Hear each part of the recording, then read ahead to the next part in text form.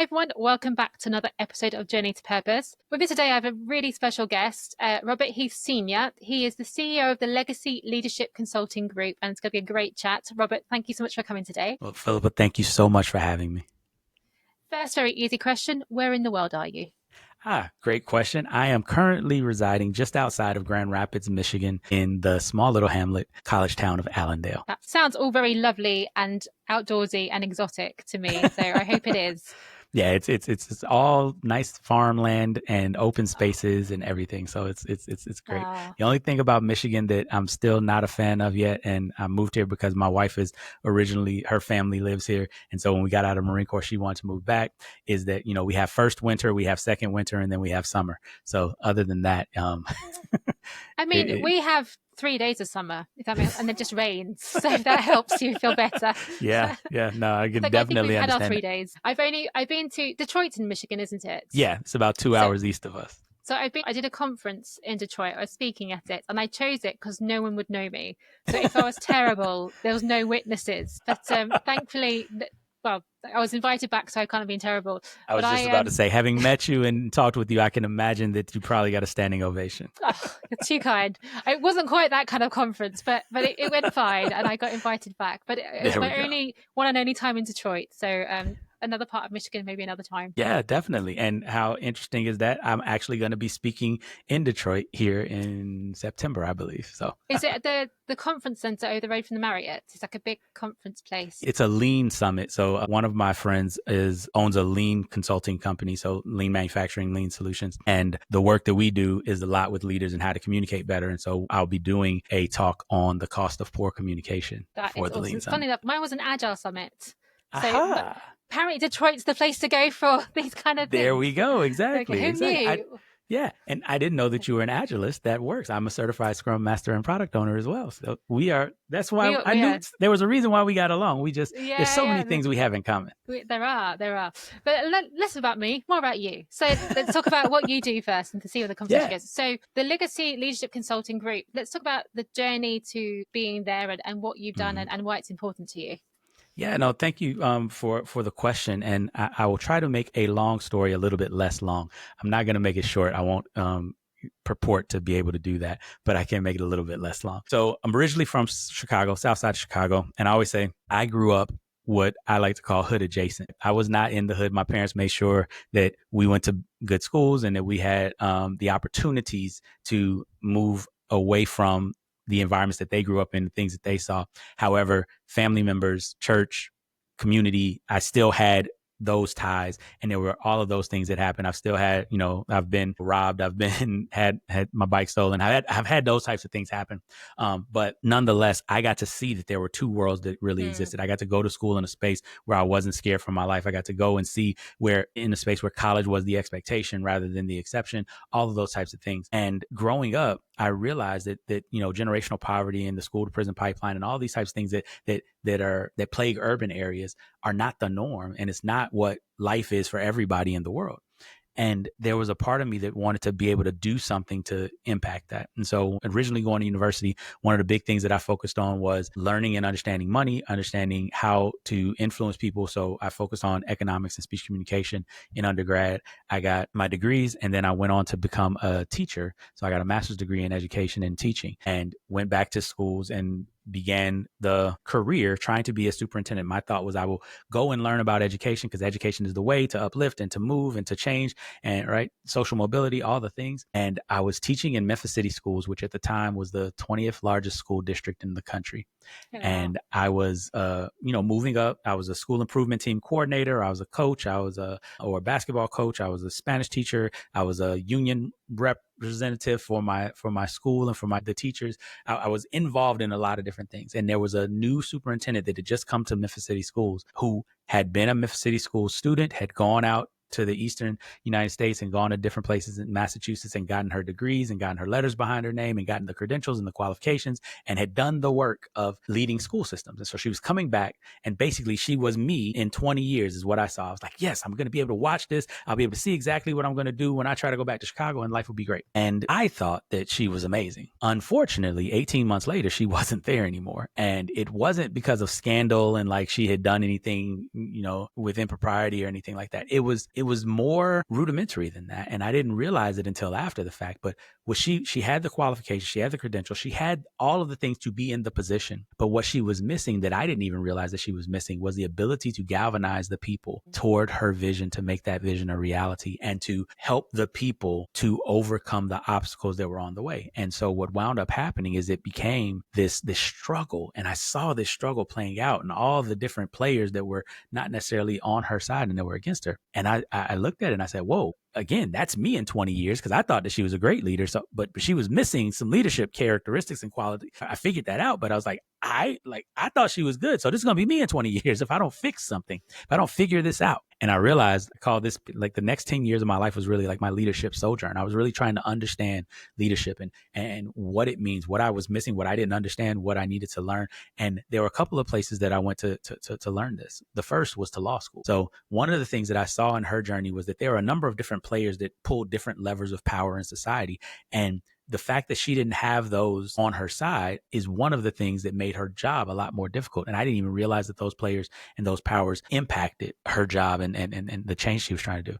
And so I went to law school to really understand, how does this social contract work? How do we make rules? How do we develop the levers that govern society? And so law school was really an important step for me. And then I also went to what I like to call the greatest leadership training academy in the history of the world, my humble opinion, the United States Marine Corps Officer Programs. Second and best. I became a Marine Corps officer. Huh? Second best. Second best in the British Army, obviously. I think you might. I thought you might have a little bit of a different opinion, but and as a Marine Corps officer, I learned how to lead people in all types of different situations. And what was amazing to me was how much about leadership that I didn't know before I got there. One of the beautiful things that I got to experience, though, and during my time in the Marine Corps, I got to be a trial litigator, so I got to be a defense counsel and work at the system and defend Marines and sailors who were accused of doing things they hadn't done.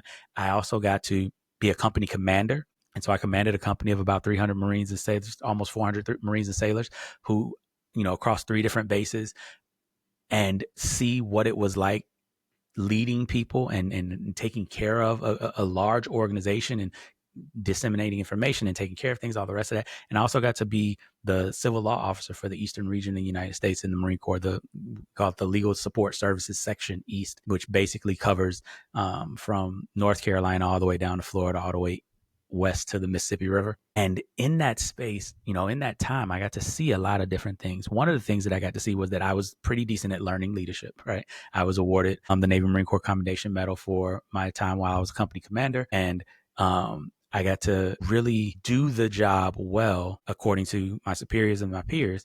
But then I also got to learn a lot about leadership and about leaders. And one of the things that I learned that there was a big shift from the original was that there were a lot of leaders that were suffering. See, what I thought before is that if you were a bad leader, like it had to be like some sort of personal failure. You either were lazy or, you didn't care about people enough, or you were just all about power. And so that's why you failed at leadership, because like bad leaders were bad people. That was the kind of pedantic idea that I had going into it. Because, anybody that was trying hard, anybody that cared about people, they wouldn't be a bad leader. They would just be like maybe a mediocre leader or whatever, but not a bad leader. But what I got to see was that there are a lot of bad leaders that cared about people, that worked really hard, that tried and were not egomaniacal or just power hungry, but they were really struggling and they were suffering oftentimes in silence. And so when I got out of the Marine Corps, one of the things that I realized was that I was not only pretty decent at leading now, but I was also pretty good at teaching, because I had that skill all the way through. And so I realized that I could do something and I could impact the same way that I wanted to have an impact as a superintendent. I could impact, because if I could teach leaders, if I could help leaders, then I could help the people that were suffering under the poor leadership as well. And so I founded my company, the Legacy Leadership Consulting Group, really with the mission of helping leaders to get the best out of themselves and the best out of those that they lead. The whole idea is, how do you be your best? How do you maximize your time as a leader? But then also, how do you create an environment where you're not only helping other people to manifest the greatness that is within them, but you're creating an environment that can create other leaders? And so one of the things that we believe in, that we love, you've heard the adage, if you give a person a fish, you feed them for a day. You teach a person to fish, you feed them for a lifetime, right? So we do give people fish, right? I do speeches, I do workshops, I do content and everything just to help them for that day. We also teach people how to fish so that they can learn. But one of the things that we learned about, and one of the reasons why our company is called Legacy, is because I realized there's going to be a time when I'm not here. And for all of us leaders, there's a time when you're not here, even if it's not that you're not on the planet, but you're out of the office, right? And what happens when you're not there is really important. So we take that adage one step further, and we say, if you can teach somebody to teach a person to fish, you can feed the whole world forever. And so that's one of the things that we really pride ourselves on. That's such a wonderful and condensed version of your life. Thank you so much. The different things that you've experienced to get to where you are all fascinating. I want to take you right back to the first thing I loved what you said was that you were hood adjacent. I think I was too. It's interesting, isn't it? But I think that experience is really important when developing leaders, because the awareness of the other, I guess you could call it. Yes. And I, funny enough, I spent a year as a teacher. Wasn't for me. I know. You and I have done so much of the same stuff, haven't we? Yes. And I worked as a comprehensive in a city called Newcastle, which is the northeast of England. It's a poorer part of the country, generally speaking. And this comprehensive was 11 to 18-year-olds. And a lot of my time and energy went into showing the children that there was another way to be than what they knew, because it was a bad part of Newcastle, and it had its problems, and there was the typical things you expect in those areas. We don't quite have hoods, and we're not that cool, but we have our own problems. But I think the fact that I had grown up with a foot in both camps, so I knew that I could, as we discussed earlier, I know I'm academically smart, which helps, but also there was expectation that I could go down a different route. But when you see so many people who just don't know anything different, and even going from that estate where they lived to the centre of Newcastle, that was like the furthest they travelled. That's like a 5-mile journey. Right. And being aware that those kind of lives exist, and what limitations it places on a child to go, well, what do you expect of you? What can you achieve? Yes. I think that's super important to have leaders who understand that this is some of the challenges that they do. I agree with you. No, I think that point that you just made, the ability to understand the challenge, but also to challenge the students to expand their horizons, to think larger. I think, to your point, there's a difference between sympathy and empathy, right? Brene Brown talks a lot about this, right? Sympathy is kind of that, bless their heart, they're the poor baby, right? Like, it's looking at the situation saying, that situation sucks. I'm so sad that you're in that situation. Don't get me wrong. Sympathy is important, because sympathy is what gets a lot of dollars donated to nonprofits and things like that, because people feel bad for the situation that people are in. So I don't want to belittle sympathy, but I think what's important is, if you want to be involved in helping, you have to be able to empathize. You have to be able to sit, as Brene Brown talks about it, you have to be able to sit in the hole with somebody while they're going through their mess. And that's a much more difficult thing. And oftentimes it's more difficult because that hole is scary to a lot of people, especially if you've never been in that hole before. And so for those of us that have actually been in those experiences and seen those things and been in those places, we understand it from the perspective of, I know how difficult it is. I know how scary it is. I know how problematic it is. And I also know how to get out. I know where safety is. I know how to deal with this situation. I think that that's something that's really important in being part of the solution, but it requires courage that isn't often talked about in the process, right? Like, everybody makes it seem as if, helping and being a good Samaritan, if you would, is something that is just about being a good person. But it requires a certain amount of courage, right? Even if you look at the story of the Good Samaritan in the Bible, like, the person had been beaten up and robbed and left on the side of the road. The Good Samaritan had to be aware enough to say, am I going to get robbed? And be willing to say, I'm willing to risk possibly getting robbed to help this person, and all the different things that we don't normally associate with that. And so I think that it's important for people to be able to not just intellectually understand an experience of someone, but to actually put themselves into, and it doesn't have to be, the height of danger, but you have to be able to put yourself into that community, into that space. Right? And that was one of the things that was important to me as a teacher. I taught in inner city schools, I taught in suburban schools, but I intentionally taught in some inner city neighborhoods, specifically some really difficult neighborhoods, largely because one of the benefits that I had was I understood those spaces and I understood how to maintain my safety in those spaces. Like I wasn't going in completely green and just hoping that nothing happened to me. Yeah, I think, and I think the empathy versus sympathy thing is so important as well, because I think sometimes we have good intentions. The road to hell is paved with good intentions, right? And and I didn't understand that till I was an adult, but as an adult, I'm like, oh my God, it's everywhere. Yes. You have people who go into leadership positions with the best intentions, like you say, but without the empathy to understand what their people are going through, it can come up, as you say, as bad leadership or as inadequate leadership or just completely misguided behavior. Absolutely. But it's obviously not always possible to have these lived experiences. And you and I have had some very interesting experiences from the military, from our childhoods, that have opened up a whole wide world to us. But I wouldn't necessarily recommend that as everyone's way of learning these things, because it's not really ideal, right? Yeah, no, it's definitely not the ideal way to do it. And I think, again, there's a difference between an intellectual understanding and a transformational understanding. And I personally don't believe that you have to go through the exact experiences that someone goes through in order to be transformed by the experience. But I do think that you have to experience it differently than just intellectual curiosity. And I think, right, I've never been a woman. Right. However, I have done the work one of the things I did when I was in the Marine Corps is I was a jiu-jitsu instructor, and I taught a women's self-defense course. And one of the things that I had to do in order to teach women self-defense was to put myself into a position that was different than what I'm in. Yes. And to look at what I've been through that is similar. Had I been bullied before? Had I been in positions where I was physically less powerful and less capable before? Yes. But there were other situations where I had to recognize the depth of ignorance that I had. For example, when thinking about, for females, walking out of the door and worrying about whether or not what you're wearing communicates something that puts you in danger, right? I've never had to worry about whether what I was wearing was going to make somebody touch me inappropriately. Right. But I remember talking to my wife, and this is when we were still dating, and she would talk about how she didn't wear skirts to the club. And I was like, well, I mean, then this is Memphis in the summer. Like Memphis, Tennessee is really hot in the summer. And so shorts and stuff like that, it just makes sense. She was like, nope, she wears jeans or she wears like pants or something, because she's like, if you wear skirts, like dudes feel like they can do anything that they want because you're wearing a skirt. And I was like, I would have never thought that if I hadn't had this conversation with you. Those are the types of things that I not only understand, but then I went intentionally and said, okay, where have I felt similarly situated? Where have I felt? And right, growing up in the inner city, one of the things I had to be very aware of what colors I was wearing or what brands I was wearing because of gang warfare. When you're walking through the city, if you're wearing red in the wrong area, you might get beat up just because of what you have on. Or if you're wearing blue in the wrong area, right? Or in Chicago, where I'm from, if you were like, Blackhawks jackets had a different meaning, even though it was the hometown team, right? But they had a different meaning to the gangs. And so you had to make sure that you were not wearing the wrong thing because you might make somebody. And I was like, oh, even though that's not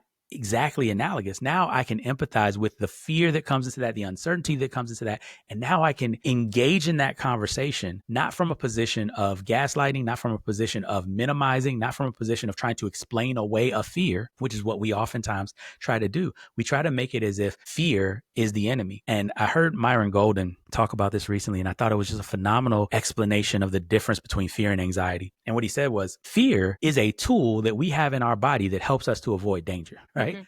And fear is about something that is presently in front of you that is dangerous and threatening your survival. That is when we fear things, right? You fear falling off of a cliff, or you see somebody swerving into your lane and you immediately get a fear response to that, right? Or if you see a snake or something jump out of the woods or whatever, you have a fear response because of something that is presently threatening you. That is what fear is. It is a intentional response to a present stimulus. Anxiety, on the other hand, is a choice to believe that a negative outcome is likely to happen and is more likely to happen in the future. And so you focus on that negative outcome instead of focusing on the equally likely or probably more likely possibility of a positive outcome happening in the future.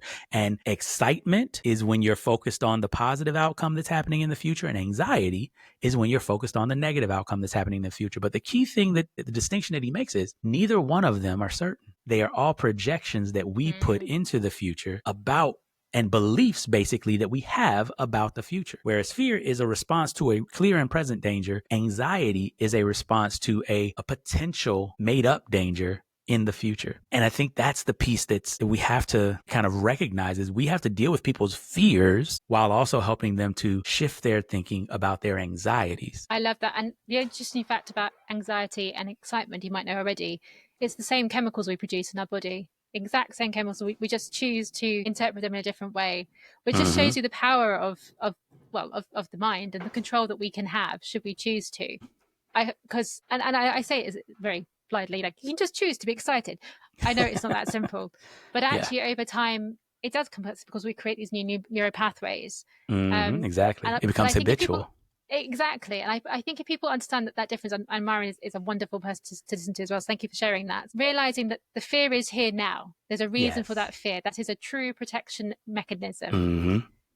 Anxiety, excitement, that is a choice that we can train our brains to make. Exactly. And it's a choice of, quote another famous person, it's a choice of, this is a Tony Robbinsism, where our focus goes, our energy flows. We get to choose what we're focusing on. At any point in time in the world, right now, there are acts of heroism and amazing things going on, and there are acts of pure terrorism and pure evil that are going on in the world at any point in time. We get to choose which of them we're focusing on because they're happening at the same time. And depending on which of them we're focusing on, our realities shift, right? And the determination of which one you focus on, I'm not going to moralize and tell people which one they should focus on. But the key thing that I will say is what you focus on should have some correlation to what you're wanting to experience right now. It's just like turning on different, movies. If I want to laugh, I'll turn on a comedy. If I want to be scared, I'll turn on a horror movie, right? But far be it from me to go and watch a horror movie and then be mad that I'm scared,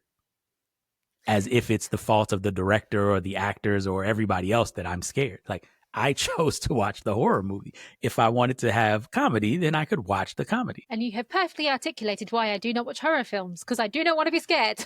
Exactly. This is the same thing that I say. Like, people are like, oh, I want to see this horror movie. I'm like, no, thank you. I choose not to live in fear and anxiety like that. I've seen enough real things in the world to give me nightmares should I choose to embrace them. Let's focus on the good. Exactly. But everything is a choice. And I think when you realize that, it gives you so much power back over your life. Because I think we live in this age, and I think it's more in the Western world, particularly going through our little emotional trauma that we are at the moment in general. But we think we have no control. And the reality is we can control how we feel, how we react. We can't control what anyone else does. This is true. We can influence, but we can't control.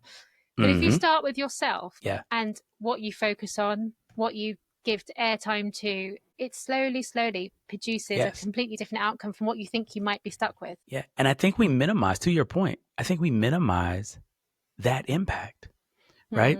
I remember James Clear was talking about this in Atomic Habits, and I had never seen this drawn out or articulated before.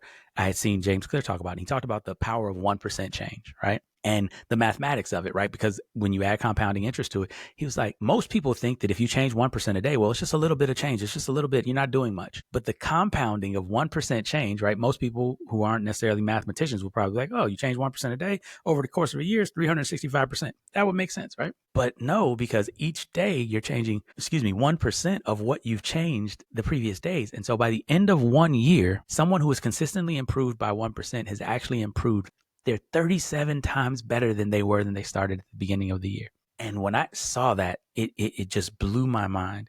And it's one of the things that I talk to my clients about. It's one of the things that I work with the leaders that I coach on, because so often we feel like we've got to do so much and we don't have agency, right? And Bill Gates said it this way, right? We overestimate what we can accomplish in a year and dramatically underestimate what we can accomplish in 5. And I feel like so many people are trying to get everything done now that we forget that certain things take time and it takes a while to build. Yes, it's easier to destroy than it is to build, but the process of building is magnificent. And the reason is because it not only changes the world, it changes you. Where do you see people getting stuck the the most? And I hear that and I go, yes, as I said, we're very aligned. And I love how much control I have over my life, because I just choose to see the world in a perfect way. Like I choose to think that nearly everybody is good. And so far, they haven't let me down. There So you cool. go. Yeah, that's my view of the world. Yeah. But I do think, and I see this on my therapy clients, is the thought of something different is almost overwhelming. The idea that they could have another reality. Yes.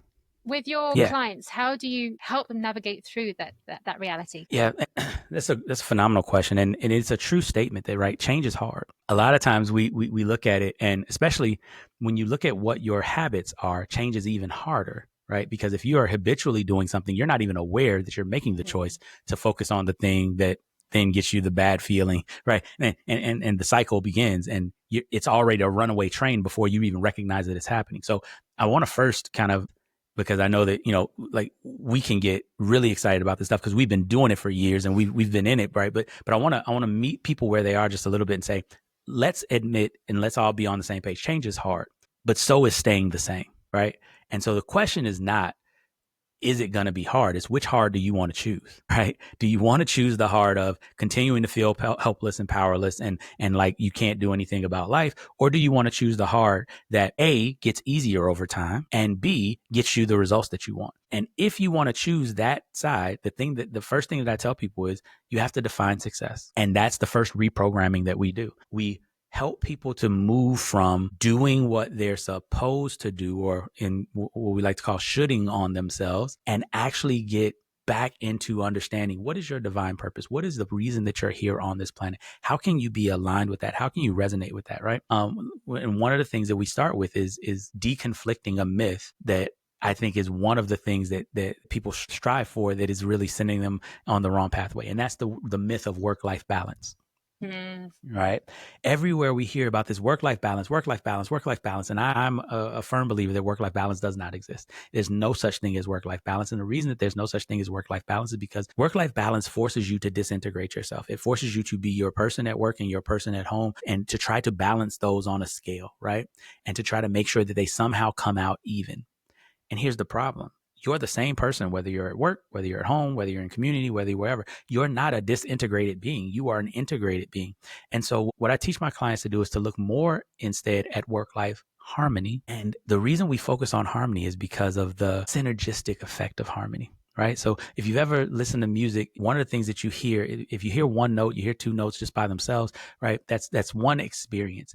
But the beautiful experience of harmony is that when you hear two or three notes together that are harmonizing, there's an additional vibration, an additional resonance that exists. And so the experience of the listener is one where you actually get to experience something that was not there in any of the individual notes. And it was only there because of the notes coming together, such that the whole is greater than the sum of its parts. And that's the synergistic effect. That's where 1 + 1 doesn't equal 2, it equals 2,000.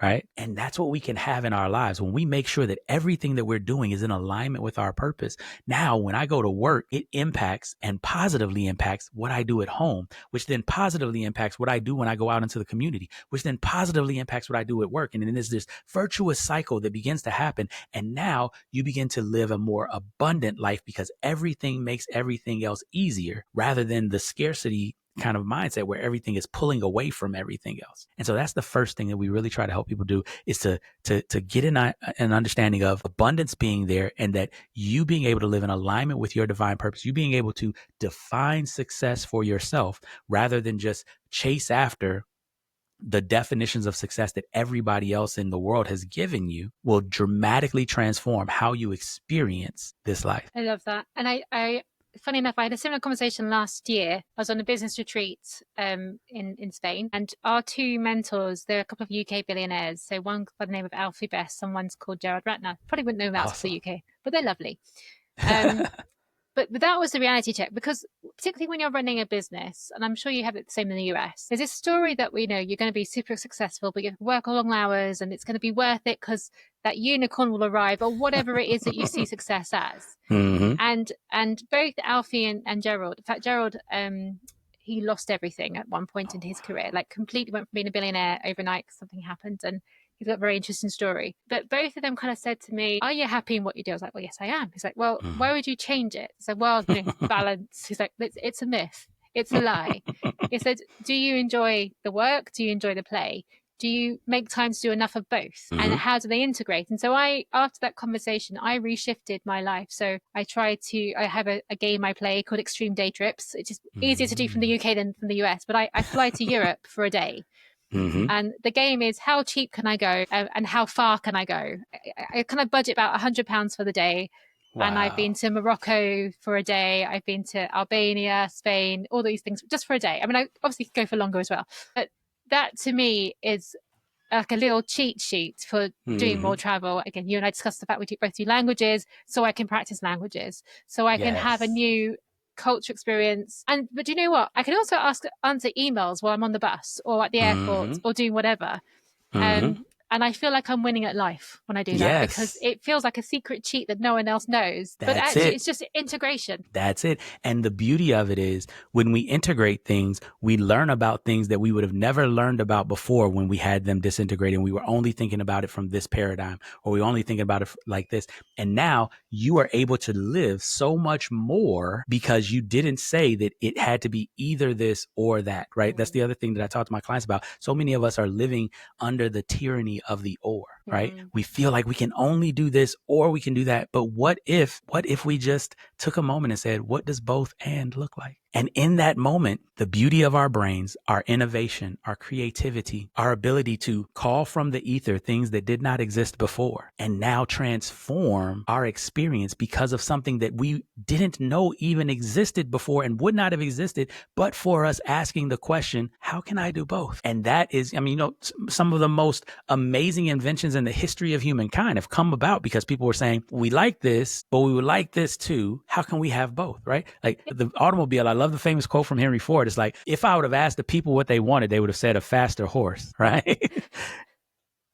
And there's so often what he looked at was, I want to do this, but I also want to help industrial, and the farmers and everybody. And so he put this together and he created this whole new genre of automobile. Because, before Ford made the Model T, most automobiles were just for racing enthusiasts and for, kind of rich people as a luxury item. But he made a car that was basically the replacement of the horse and buggy and made it so much more impactful, effective, and cheaper, right? Because you think about it, a horse and buggy, you got to take care of the horse, right? So there's a lot of feed, there's a lot of, right, medical bills and all the rest of that. The veterinarians got to come out, all these types of things. Whereas the car, the price was cheaper and the maintenance was easier. It's so simple. I've got a slightly different thing to throw at you. Imagine you get someone who goes to you, Robert, look, I've done everything, 1%, sure, whatever, I've done 1% all year, nothing has changed. Or what if nothing changes? And I see this, I think sometimes the fear of not changing is almost as big as the fear of change, right? Yes. So how would you address that?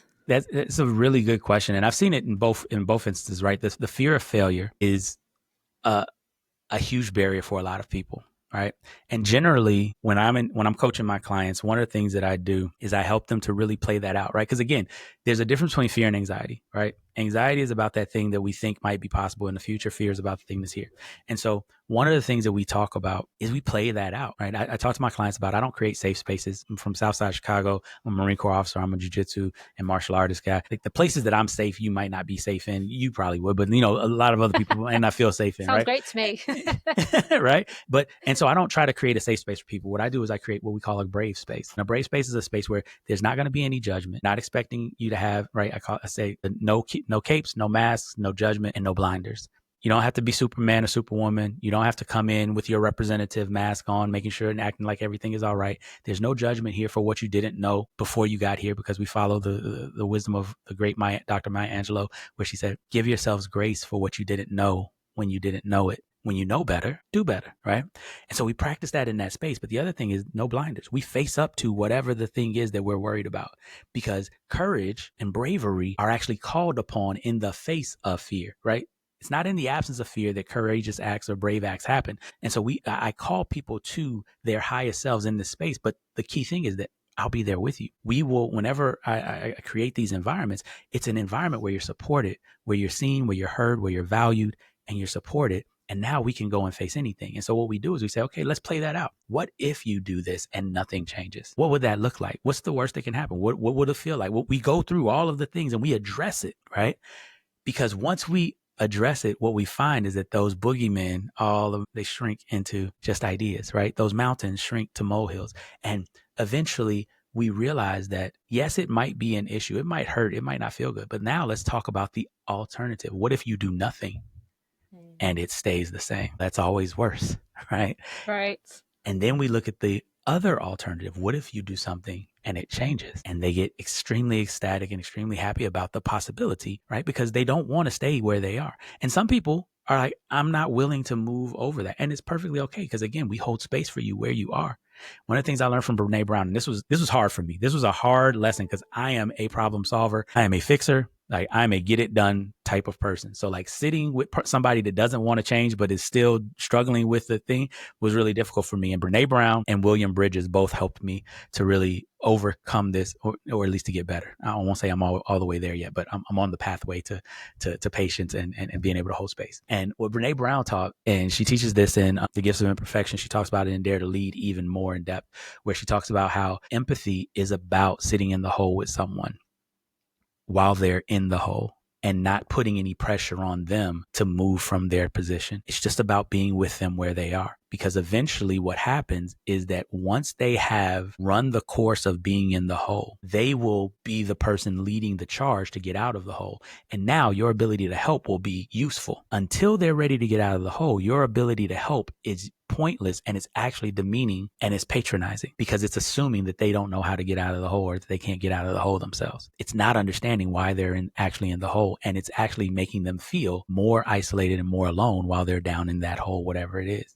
Right. And William Bridges, in Managing Transitions, he said something that I thought was just profound. He talked about how oftentimes those of us who are in leadership, there's 3 stages to every transition. And the first stage is a grieving period. You're grieving what has to die, what is the old that was good, and now you must leave, right? So you think about it, if you're getting ready to go on vacation, there's a grieving that happens before you go on vacation, which is leaving your current life, your current routine, and everything else. It may be a couple minutes, it may be an hour, maybe a couple of days, right? This is that anxiety period that happens for a lot of people, where they have to get everything done before they can leave, and right, because they're having to leave what is normal. And then there's a period of kind of limbo where you're not sure what's next. And then you start to get a plan of what could be, and you start to get excited about what's next. And now you're ready to go. And that's normally when leaders begin to give the vision to the rest of the people that they're leading. Problem is, right, and for those of us that are problem solvers, right, we go through that period and then we find the solution, and we're now ready to give the solution. Problem is, normally when you're giving the solution, the person that you're giving it to, the person that you're giving the vision to, is still in the grieving period of recognizing there's a problem and that the old situation must change. And we try to rush them out of that grieving period because we're so excited about what's possible in the future, but we're not giving space for them to properly grieve. And we wonder why we get the pushback. We wonder why people aren't revving to go. And it's because we're pulling them rather than allowing them to be attracted by what they want, and rather than being next to them and walking alongside of them. So I think that's a long answer to your question, which is, I think we have to give space for people and help them to process what they need to process, so that they can discover that taking the next step, that moving in the next direction is actually what they want. And this goes back to defining success, right? They have to have a definition of success. They have to have a why that inspires them, that motivates them. Nietzsche said it this way: human beings can endure almost any how if they have a why that's strong enough. And so often we as problem solvers try to get them excited about the how instead of tapping into their why. Would you approach the challenge for a corporation which has, a group of people who are in that hole, and, the corporate environment can be unforgiving? I think everyone's lovely, default position, but I do believe if you treat people how they want to be treated, if you give them the space, then and allow them to be the best they can be, then you will, you'll never have to lose an employee unless it's to, different career change or something. But that's not necessarily a common held thought, because to hold space requires both time and commitment from you as a leader. Definitely. So how do you work with corporations on that front? Yeah, a lot of it is the same. There's one thing that I would kind of push back a little bit on, though, because I don't believe that you'll be able to keep every employee, right? And there's a reason why. And it has nothing to do with them being bad people. But right, like when I was a Marine Corps officer, I had to fire Marines. I had to tell people they could no longer be Marines anymore.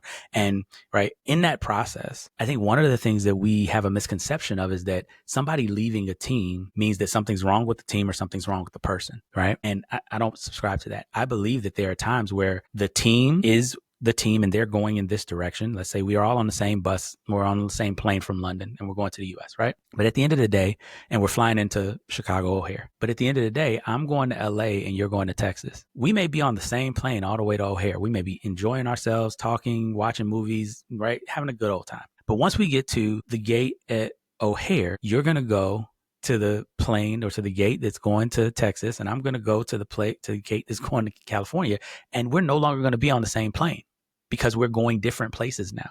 While our journeys were aligned, we could be on the same team doing the same thing. But once our journeys diverged, then we could no longer do that. And I think oftentimes what happens is that companies are having to shift or having to change because the marketplace is changing, right? The nature of a corporation, the nature of a company is that we are serving a need in the marketplace. We exist because there is a need in the marketplace. If that need in the marketplace shifts, then the company must shift.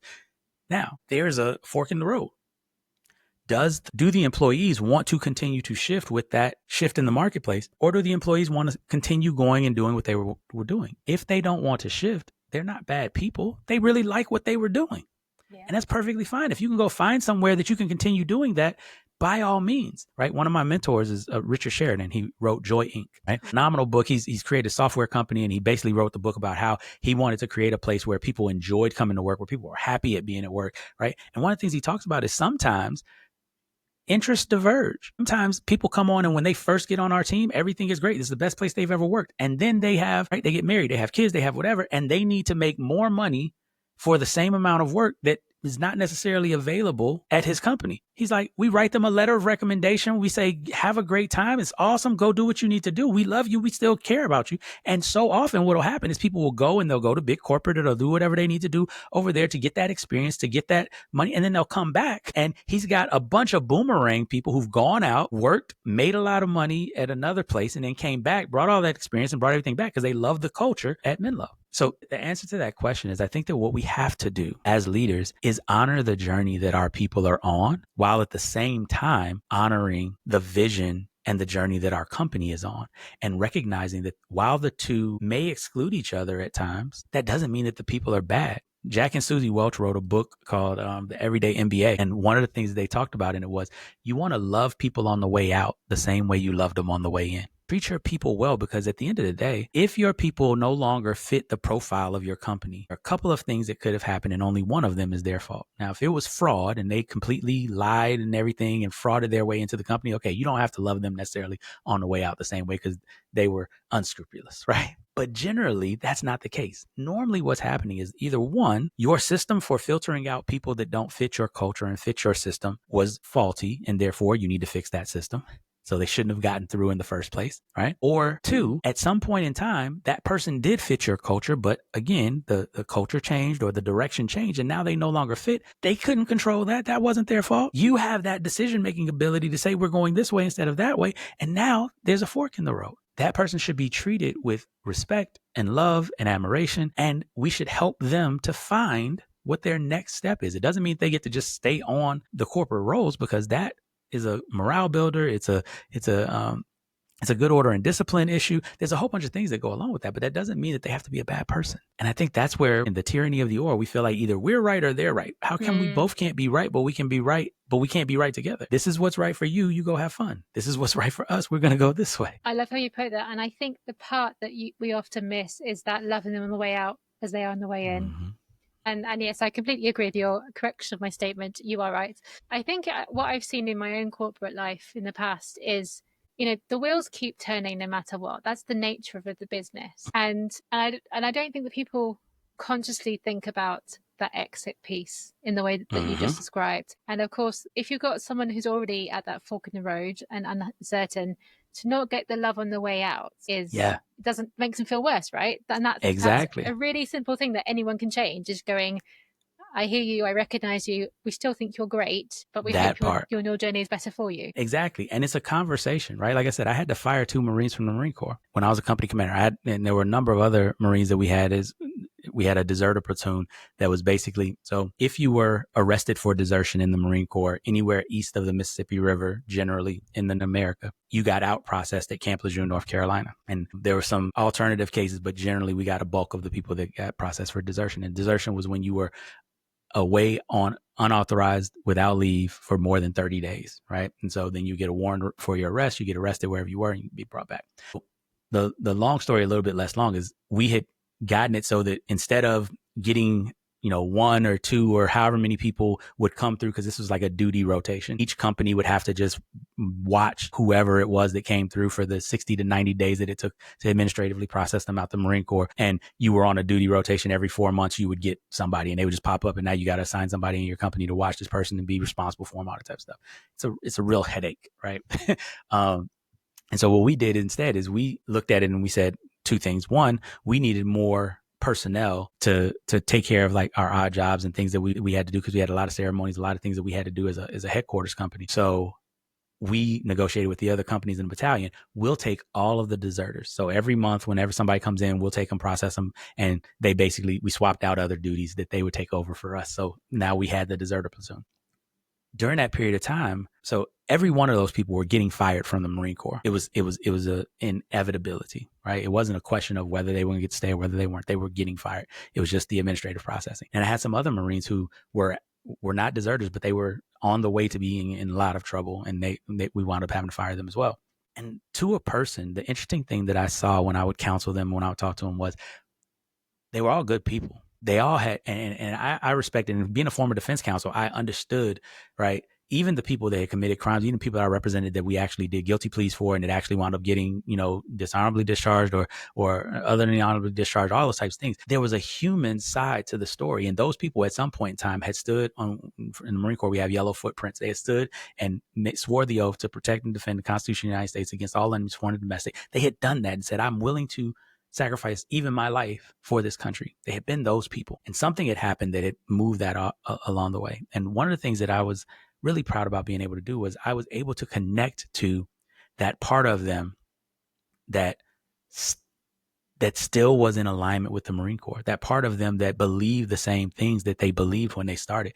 And we were able to overcome the one negative thing that they had done, or the 10 negative things that they had done, depending on who it was that I was talking to. And we were able to have a conversation about, okay, the Marine Corps is not for you, right? They understand that. We understand that. And having to stay in the Marine Corps when the Marine Corps is not for you is actually torture for them, right? It's not a fun time. You're in a place where you don't agree, you don't get along, you're forced to get up and to live to a standard that you don't want to live to, right? It wasn't like it was a picnic. And we were able to have conversations about what would they like life to be, what would be beneficial for them, and so many of them didn't know what they wanted. And so they were clinging on to just anything because they didn't know where they wanted to go. But by being able to help them understand where they wanted to go, they were actually able to overcome the grieving period of losing the Marine Corps and realize that actually out of the Marine Corps is going to be better for me. I'm not going to have to deal with all the stuff that I have to deal with here and worrying about getting in trouble and worrying about doing the wrong thing and they, to a person, they were excited about their life after the Marine Corps now because they were able to make peace with the fact that they had changed and the Marine Corps wasn't what they wanted anymore. And I think that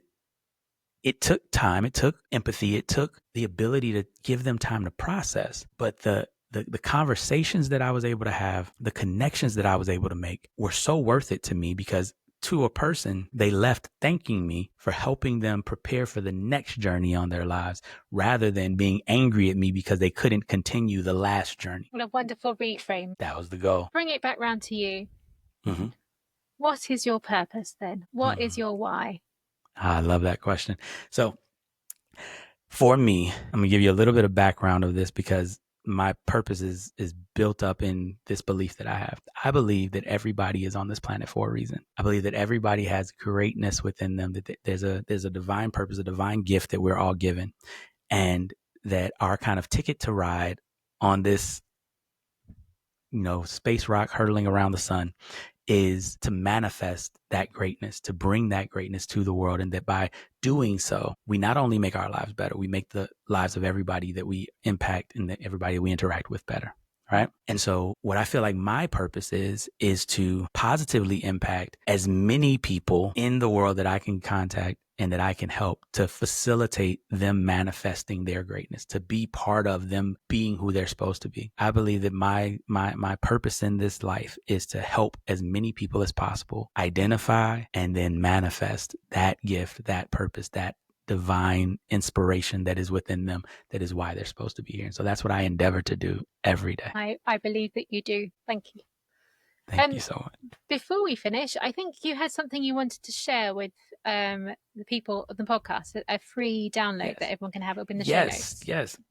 So as we talked about, a lot of people, defining success is the number one thing that I talk with people about, because that's the thing that so many people struggle with. And it's often difficult because we've been conditioned to ask our parents, to ask our school teachers and our principals. And then we go to university, right? You have a master, you have your major, and they tell you what classes you have to take and what you have to do. Like, your entire life is prescribed what you must do in order to achieve X, Y, or Z. And even what you should be wanting, what you should be thinking is good, is what you need. So many of us forget how to define for ourselves what we want. I know so many of my clients, when I first ask them what they want, they take a moment. They're like, I haven't thought about that in so long. I know what I don't want. I don't want this, and I don't want this, and I don't want this, and I don't, right? But what do you want? What is your purpose? Why are you here? And so what we put together is a little activity. It's a defining success self-reflection tool for people to be able to really do that, right? There's an assessment that's in there. There's some questions. There's some journaling that you can do. And it's really designed for people to be able to get clear on why they're here. And then once you know why you're here, now you can start looking at, remember we talked about before, when you have a why that's big enough, now you can start looking at the hows that you're willing to engage in to accomplish that why. So this tool will really help you to do that. And then one of the other things that we do is, you're going to need people along this journey. You're going to need people to help you. You're going to need people that believe in your vision, that believe in you.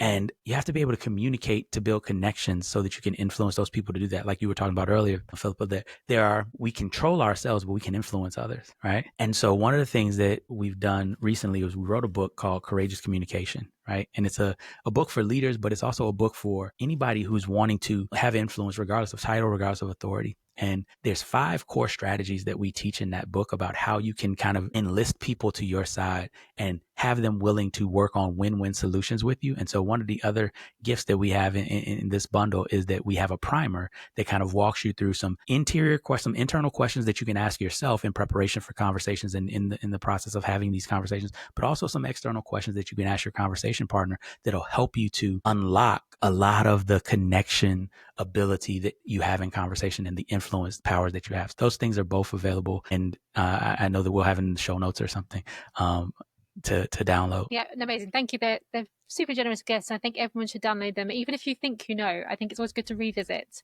and just check in with where you are. So that's wonderful. Thank you, Robert. It's a pleasure.